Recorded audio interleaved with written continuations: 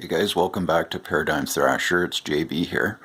I just wanted to give you some real world examples of what the Bible is talking about when it says that there's water above us and water below us, and then there's a firmament in between protecting civilization essentially from the water above.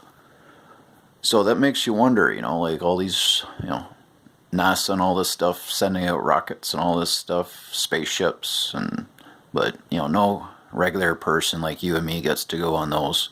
So when you start digging in deep and doing some research, you come across this one. It's called GoFast, and it's from 2014. This is the fastest rocket that's ever been made and has the highest trajectory. So we're gonna see, because there's water above us essentially. This rocket is gonna get stuck in that water at I don't know if it's around 70,000 feet area, but at a higher altitude. So we're just gonna roll the video here so everyone can see that a bunch of people have already tried to send up a rocket, and you can only get so high before it gets turned around. So here we go.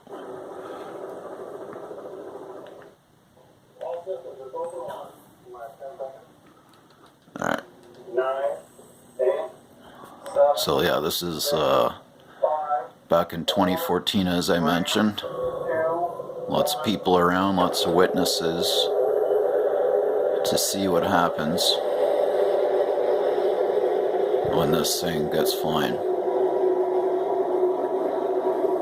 And this is, I believe, by just a group of private citizens, not funded by NASA or anything crazy like this.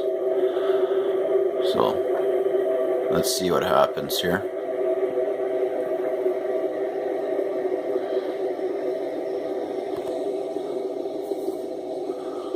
Obviously they've got the camera strapped up on the rocket.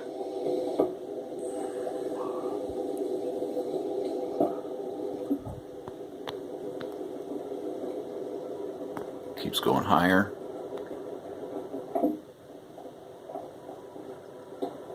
Here it goes. It's going to hit the water, the dome.